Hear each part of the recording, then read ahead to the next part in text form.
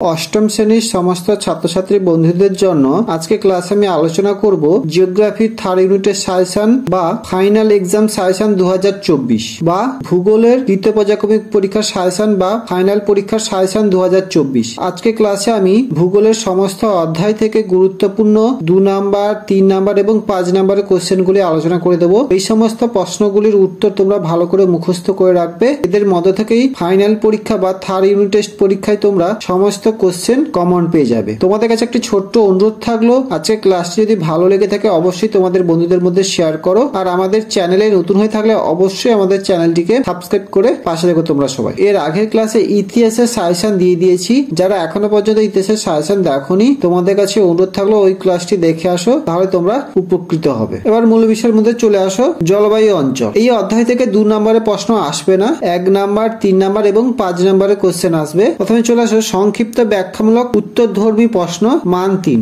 1 4 o'clock rain বলতে কি বোঝো বা কাল বৈশাখী ঝড় বলতে কি বোঝো। 2 ক্যানোপি বা চাঁদোয়া বলতে কি বোঝো, অথবা প্রশ্নটি একটু ঘুরে আসতে পারে নিরক্ষীয় অরণ্যের ঊর্ধ্ব দিকে চাঁদোয়ার মতো ঢেকে যায় কেন। 3 মৌসুমী জলবায়ু অঞ্চলের অবস্থান উল্লেখ করো, অথবা তুমি যে জলবায়ু অঞ্চলে বসবাস করো তার অনুরূপ জলবায়ু পৃথিবীর আর কোথায় কোথায় রয়েছে। 4 মৌসুমী বিস্ফোরণ কাকে বলে। 5 ভূমধ্য সাগরের জলবায়ু অঞ্চলকে ফলের ঝুড়ি বলা হয় কেন। 6 টিকা লেখো নিশীথ সূর্যের দেশ, অথবা কোন দেশকে নিশীথ সূর্যের দেশ বলা হয় এবং কেন। 7 তুন্দ্রা অঞ্চলে বসবাসকারী 3টি আদিম অধিবাসীর নাম লেখো, একই সঙ্গে তারা কোন কোন অঞ্চলে বসবাস করে, অথবা তুন্দ্রা অধিবাসীদের নাম ও বাসভূমি উল্লেখ করো। এবার চলে আসো ব্যাখ্যামূলক উত্তর ভিত্তিক প্রশ্ন মান 5। 1 নিরক্ষীয় জলবায়ুর উদ্ভিদ ও প্রাণীদের নাম লেখো, অথবা প্রশ্নটি ঘুরে আসতে পারে নিরক্ষীয় অঞ্চলের জীববৈচিত্র্য সম্পর্কে যা জানো লেখো। 2 মৌসুমী জলবায়ুর বৈশিষ্ট্যগুলি কি কি,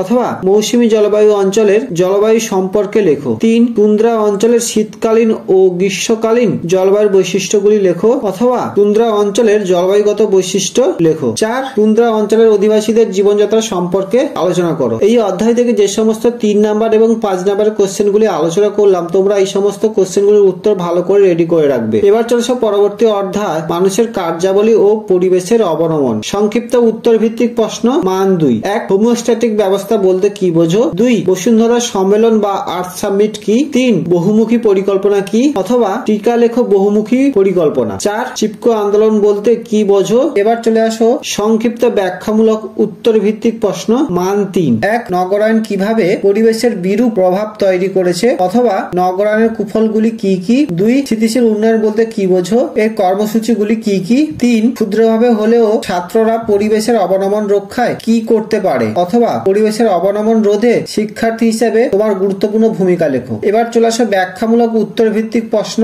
মান 5। 1 পরিবেশের অবনমনের কারণ লেখো, অথবা পরিবেশের অবনমন কি কি ভাবে ঘটে তা সংক্ষেপে লেখো। 2 আমাদের উপর পরিবেশের অবনমনের প্রভাব কতখানি তা আলোচনা করো, অথবা পরিবেশের অবনমনের ফলাফলগুলি লেখো। 3 পরিবেশের অবনমন নিয়ন্ত্রণ বা প্রতিরোধের উপায়গুলি কি কি, অথবা পরিবেশের সুরক্ষার জন্য কি কি ব্যবস্থা গ্রহণ করতে হবে। এই অধ্যায় থেকে যে সমস্ত 2 নাম্বার 3 নাম্বার এবং 5 নাম্বারের কোশ্চেনগুলি আলোচনা করলাম, এই সমস্ত কোশ্চেনগুলির উত্তর তোমরা ভালো করে প্র্যাকটিস করে রাখবে। এদের মধ্য থেকে অবশ্যই তোমরা ফাইনাল পরীক্ষায় কমন পেয়ে যাবে। এবার চলে আসো ওশেনিয়া। সংক্ষিপ্ত উত্তর ভিত্তিক প্রশ্ন মান 2। 1 টিকা লেখো ডাউনাস তৃণভূমি। 2 জ্যাকোস কি। 3 কাকে রূপস্বর বলা হয় এবং কেন। এবার চলে আসো সংক্ষিপ্ত ব্যাখ্যামূলক উত্তর ভিত্তিক প্রশ্ন মান 3।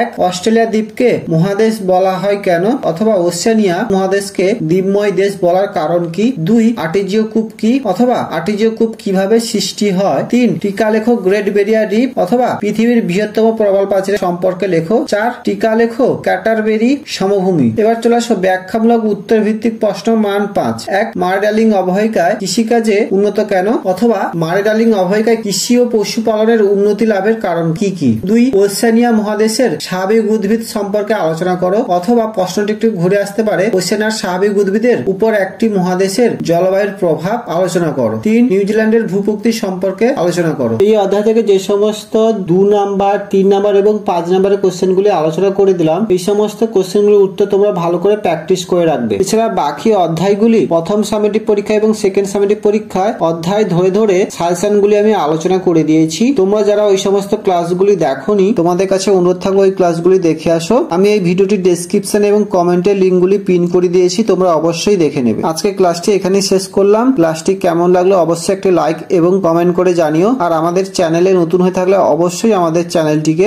সাবস্ক্রাইব করে পাশে থেকো তোমরা সবাই।